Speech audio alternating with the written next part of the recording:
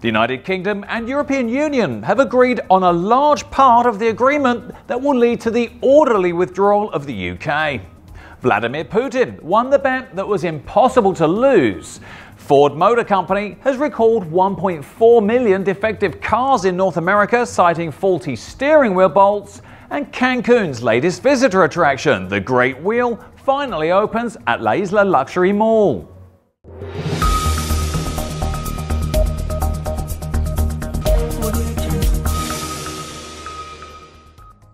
Hello and welcome to today's edition of Mexico News Network's Breaking News Business. I'm Elliot Bullman. Let's go straight to the information. The European Union and the United Kingdom have finally agreed on a large part of the agreement that will lead to the orderly withdrawal of the UK.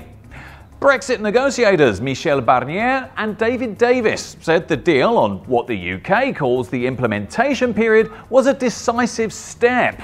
The proposed deal will include an emergency backstop option to avoid a hard border that could see Northern Ireland effectively staying in parts of the single market and the customs union, if no other deal can be agreed. This backstop option has been ruled out by Theresa May, and any deal creating a difference between Northern Ireland and the rest of the UK is opposed by her DUP allies. Mr. Davis said it remains the UK's intention to achieve a partnership that was so close it did not need specific measure for Northern Ireland. The transitional period is set to last from the 29th of March 2019 to December 2020 and is intended to smooth the path to a future permanent relationship. Mr. Barnier said that there was also an agreement on the rights of 4.5 million European Union citizens living in the UK and the 1.2 million UK citizens living in the EU after Brexit, including giving EU citizens arriving in the UK during the transition the same rights and guarantees as those who arrived before Brexit. Both the UK and the EU hope the terms of an agreement on the transitional period can be signed off by Mrs. May's fellow leaders at the EU summit this week. The UK Prime Minister said the deal showed that with goodwill on both sides, it was possible to agree on an arrangement that works for all. Mr. Barnier said the new draft legal text marks a decisive step, but added that it was not the end of the road. Mr. Davis said he hoped negotiations on the UK's future relationship with the EU, including a free trade agreement, could now start as soon as possible.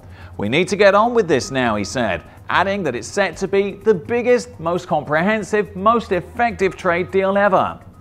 Among the issues the two sides had to negotiate for the transition period were what role the European Court of Justice has in the UK, whether the UK could negotiate future trade deals with non-EU countries during it, as well as the continuing issues of Gibraltar post-Brexit.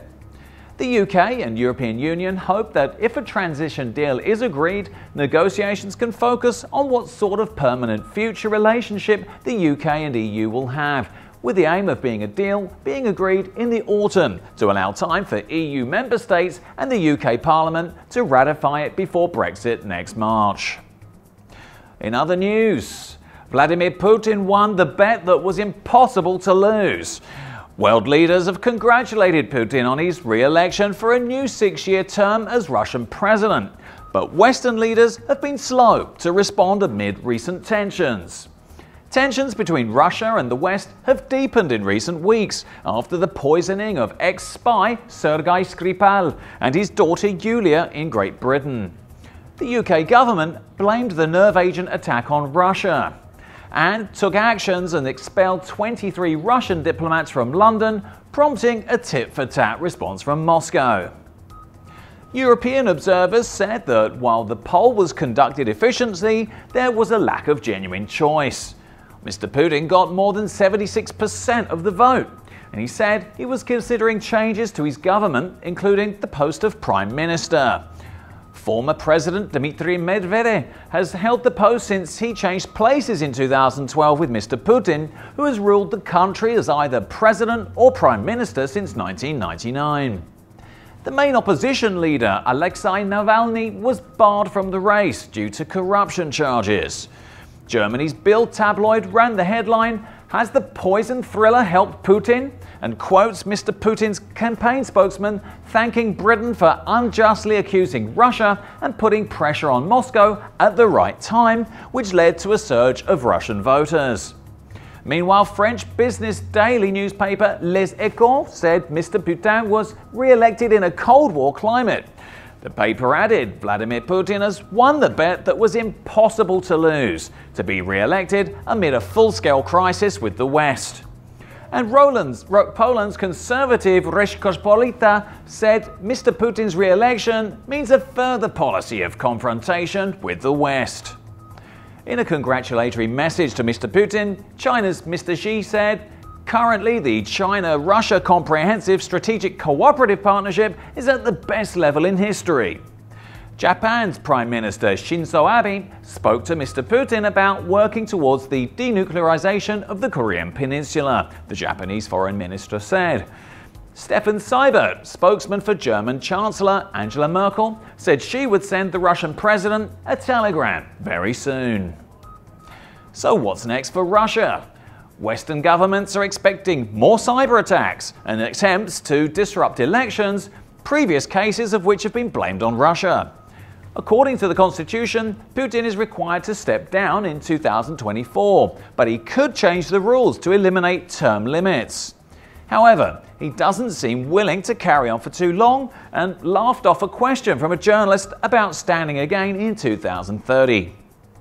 Video recordings from polling stations showed irregularities in a number of towns and cities across Russia. Several showed election officials stuffing boxes with ballot papers. Also during polling day, independent election monitoring group Golos reported hundreds of irregularities, including webcams at polling stations obstructed by balloons and other obstacles. In other news, Ford Motor Company has recalled 1.4 million defective cars in North America, saying that because of issues with steering wheel bolts, the steering wheel could actually fall off. It also announced a safety recall for about 6,000 manual transmission cars over a clutch plate problem that carries the risk of fire. The recall over the steering wheel problem applies to 2014 to 2018 Ford Fusion and Lincoln MKZ vehicles. In affected vehicles, the steering wheel bolt might not stay tightly secured and might loosen over time. If that's not fixed, the steering wheel could detach from the car, causing the driver to lose the ability to steer. Ford says they know of 2 accidents so far, one injurious related to the defect. The recall affects 1.3 million vehicles in the United States, about 62,500 in Canada, and a little more than 14,000 vehicles in Mexico.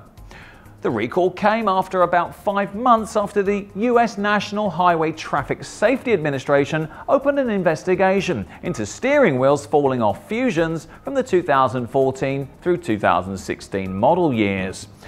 The safety agency said in documents that it began the investigation after receiving 3 complaints, including one involving a driver from Georgia who reported that the steering wheel in a 2015 Fusion fell into his lap when turning into a gas station.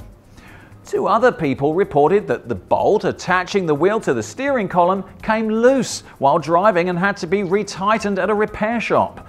At the time, the agency had no reports of crashes or injuries. Ford's other recall applies to about 6,000 select models of Ford Focus and Ford Fusion cars in the United States and Canada. The problem can cause the clutch pressure plate to fracture, and Ford says that engine combustion is possible. The affected vehicles are 2013 to 2016 Ford Focus cars with a 1-litre Fox GTDI engine and B6 manual transmission, and 2013-2015 Ford Fusion cars with a 1.6-litre GTDI engine and B6 manual transmission. Ford said it's not aware of any fires, accidents or injuries associated with this issue, and dealers will fix the issue free of charge. Moving on, Cancun's Great Wheel finally opened for tourism last weekend. On Friday night, the Mega Rueda de la Fortuna was inaugurated in Cancun's hotel zone. However, a year ago, the attraction had been installed in Punta Cancun and was dismantled immediately because it lacked municipal and federal permits. The project is known as Gran Rueda Cancun, and it's similar to the Chicago Centennial Wheel, the Hong Kong Observation Wheel, and the Baku Wheel in Azerbaijan. Cancun Mayor Remberto Estrada Barba described the wheel as a new world-class attraction that will soon become a must for visitors. Designed with Dutch technology and marketed by the company Dutch Wheel International with the name of the Great Wheel of Cancun, the wheel is a replica of those that exist in 14 cities around the world, including one in Puebla. It measures 60 meters high and has 42 gondolas or cabins with seating for 8 people. It has a main gondola or VIP, which capacities for 4 or 5 users, also has a glass floor. The duration of the tour is from 20 to 25 minutes and tickets cost 99 pesos for locals and $19 for tourists. The General Secretary of the Municipality of Benito Juarez, Guillermo Brahms, acknowledged that, contrary to what happened in February last year, this time the company processed and exhibited the permits that certify the security and land use specifications that they're required to operate. In addition, the authorization of the Secretariat of Ecology and Urban Development was presented, which endorses the use of land that applies to the location of where the mega wheel is situated. And finally, let's take a brief look at the markets. The Mexican peso increased 0.32% to 18.76 from 18.7 in the previous trading session. On the other hand, the IPC Mexico decreased 0.71% to 47,478 from 47,817 in the previous trading session. This was all for today. Thank you for staying with us. I'm Elliot Bullman. Remember to follow us on Facebook, Twitter, and Google+, and log on to MexicoNewsNetwork.com for more information on Mexico and the world. Until next time.